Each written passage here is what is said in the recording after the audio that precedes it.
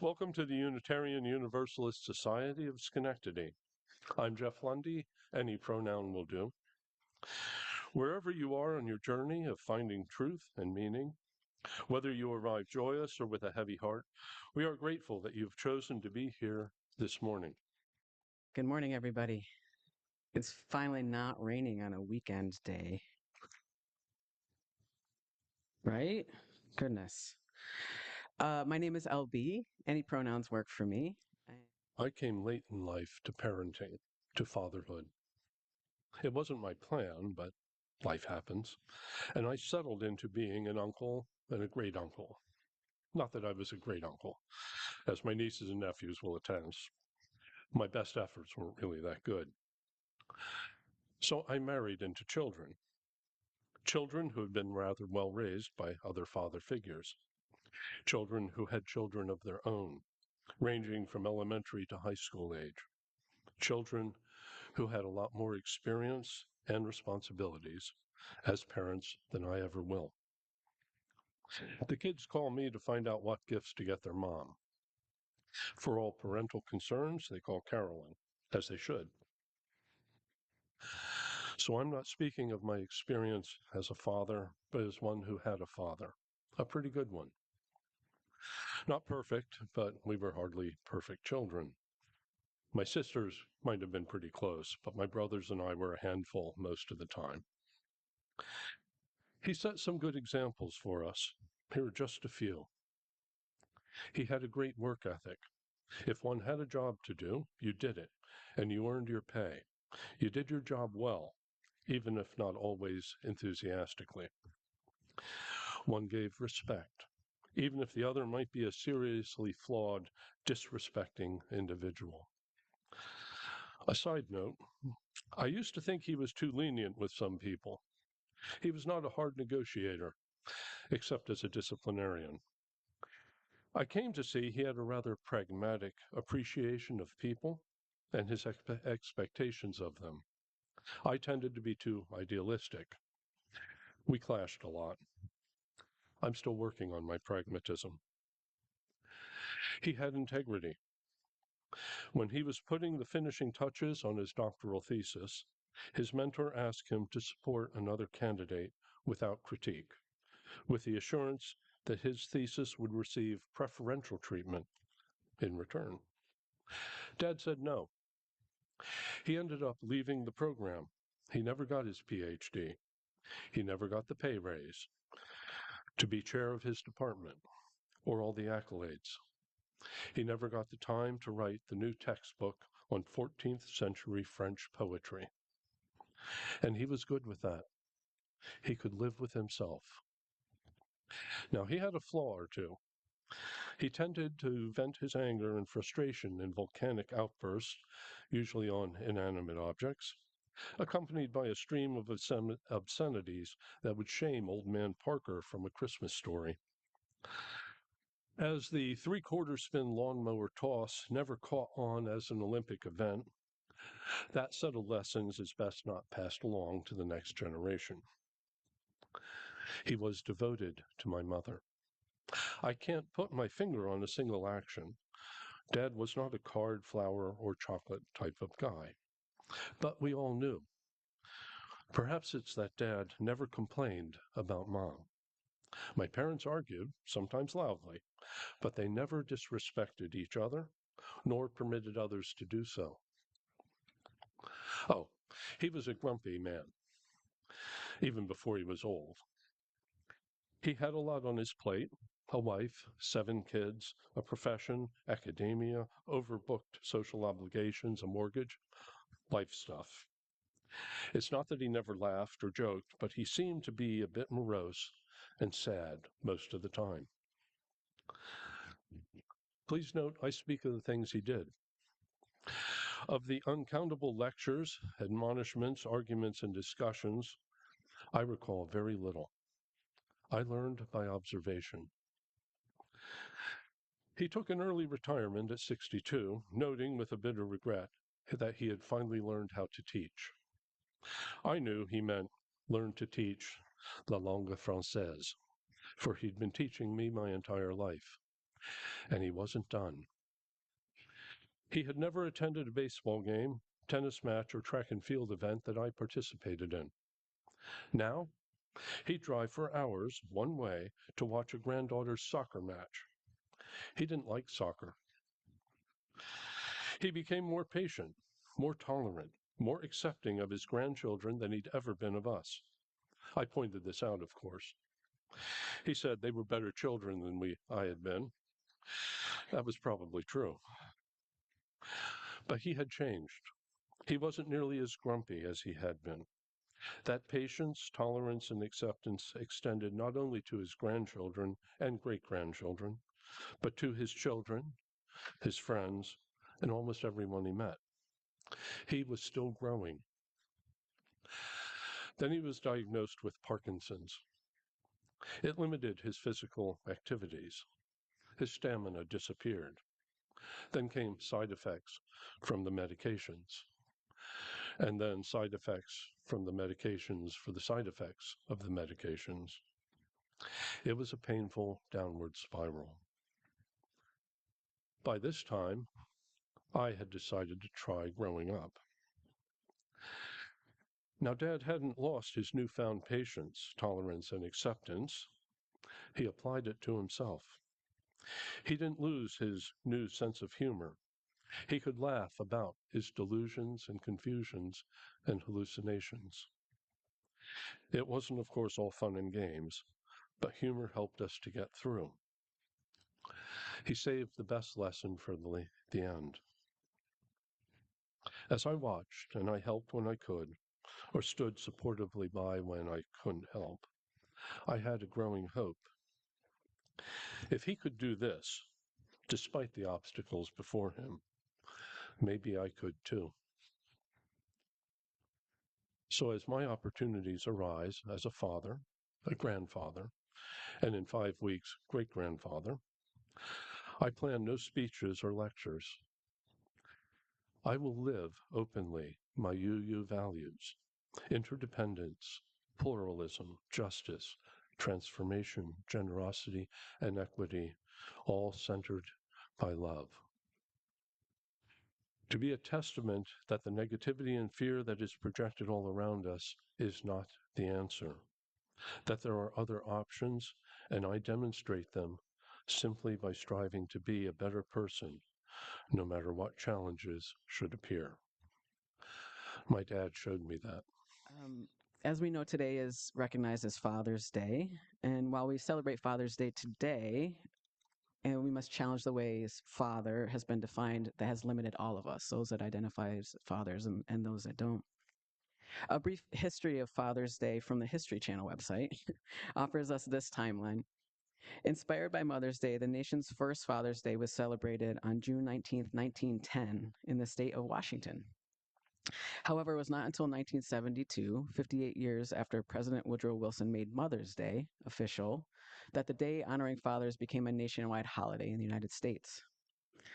At its inception, many men resisted the holiday.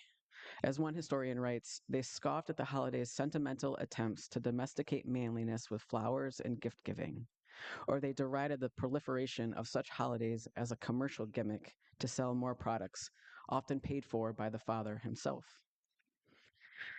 The commercialism was not too far off, with efforts by struggling retailers and advertisers during the Great Depression to make Father's Day a second Christmas for men, promoting goods such as neckties, hats, socks, pipes, tobacco, golf clubs, and other sporting goods and trading cards.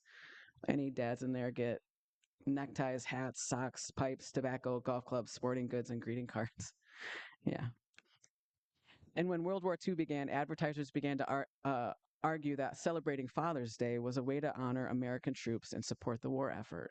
So a lot of intermingling between some things here. And by the end of the war, Father's Day may not have been a federal holiday, but it was a national institution. Today, Father's Day is a mixture of things. For some of us, joyous, for some of us, complicated. And when I was working with students in higher education, I was invited to be part of an event called Human Library. And for folks that aren't familiar with the Human Library, it was created in Copenhagen in the spring of 2000 by Ronnie Abergel and his brother Danny and colleagues Asma Mauna and Christopher Erickson. The goal of Human Library is to help address people's prejudices by helping them talk to those that they would not normally meet. The organization uses a library analogy of lending people rather than books. So people were the books and you tell their story. The focus of the stories that people share are around an identity or an experience that has experienced prejudice, social exclusion, or stigma, or is just less well known or understood.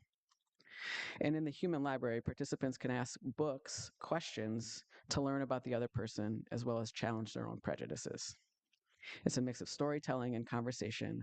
And today, the Human Library organization is active in over 80 countries. It's a pretty neat little event if you've ever been to one. So one year, I was asked to be a book for a Human Library event that was taking place on campus. My topic was on being a dad.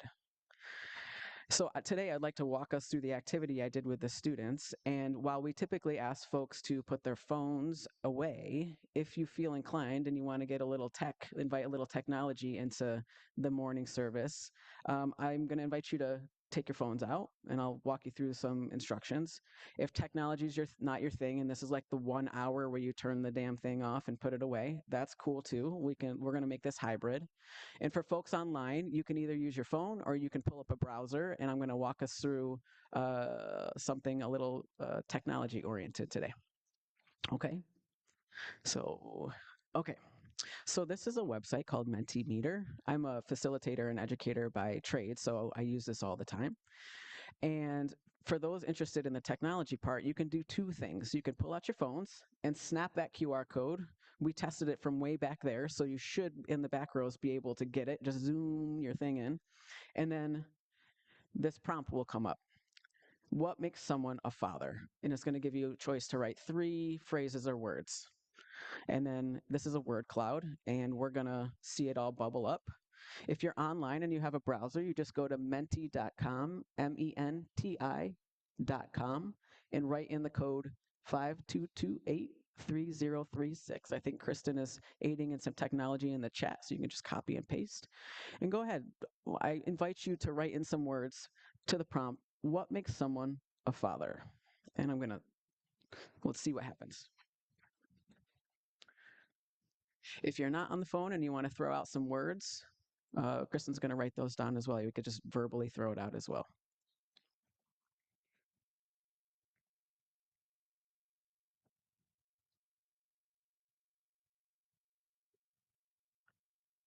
If you're not familiar with word clouds, the bigger the word gets on screen, the more times people have said that word. So if the word is, right now, love is very big, that means that more than one person has written the word love about what makes a father.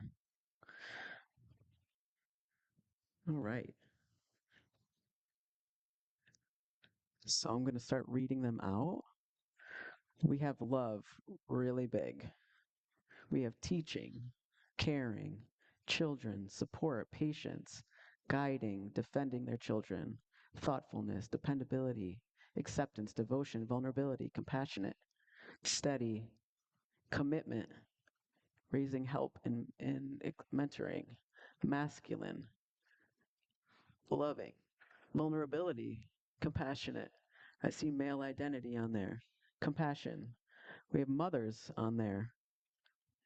It's a good interpretation. Strength, dependability, lots of likes. All right, I'll give folks about 10 more seconds. I hear integrity from the crowd. Helper, wisdom, examples, protection, goofy, lovable, gentle strength, nurturing, fun. Any words missing up there?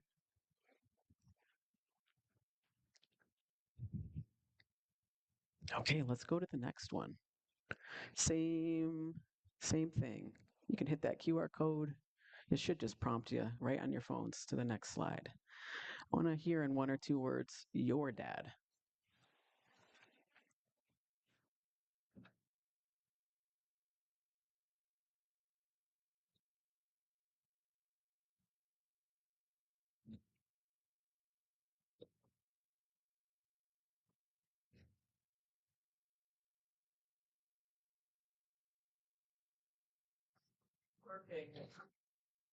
Hardworking.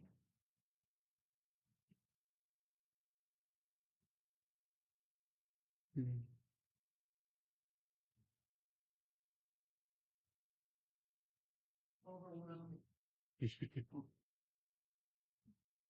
I think my kids would say that about me too. Overwhelmed. Right. Hmm. Hmm. Hmm. Hmm.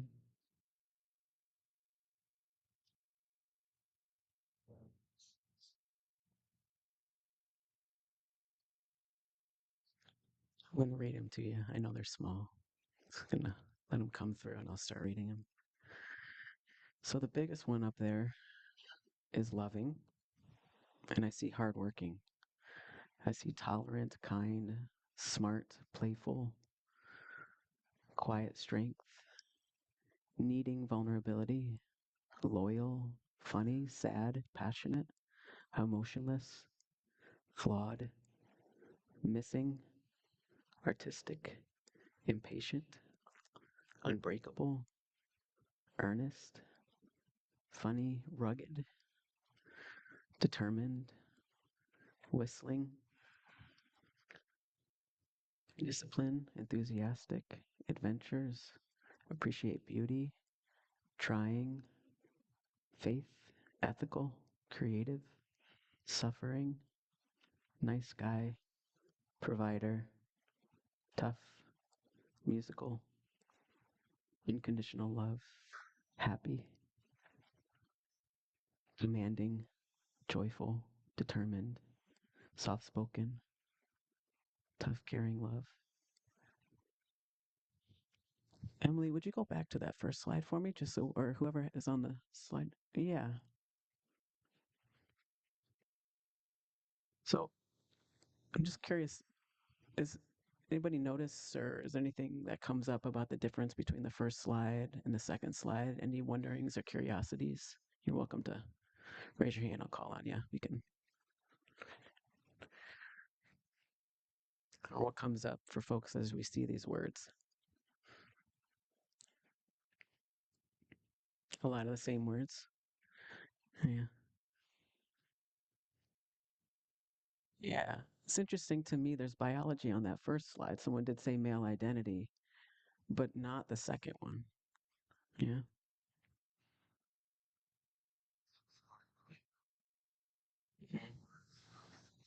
Some more critical words, more realistic. So, yeah. Hmm. Yeah. The human side of being a dad, being a person, being a parent.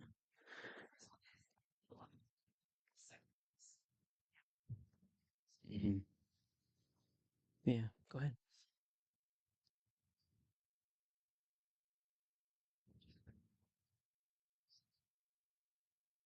Yeah. Yeah. More dynamic, right? So here's the language of maybe what we were taught or what we think of or what we were like socialized to think about what a dad is to be, but our actual lived experiences with them are much more dynamic, much more diverse, much more complicated as parenthood, fatherhood, motherhood, life is in actuality. Yeah. No, yeah, sorry, go ahead.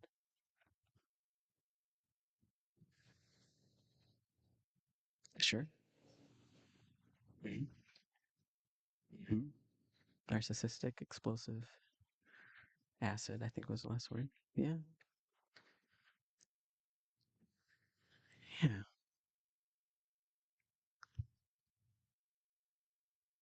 Disciplinarian is not here on this first one. Interesting. Self discipline.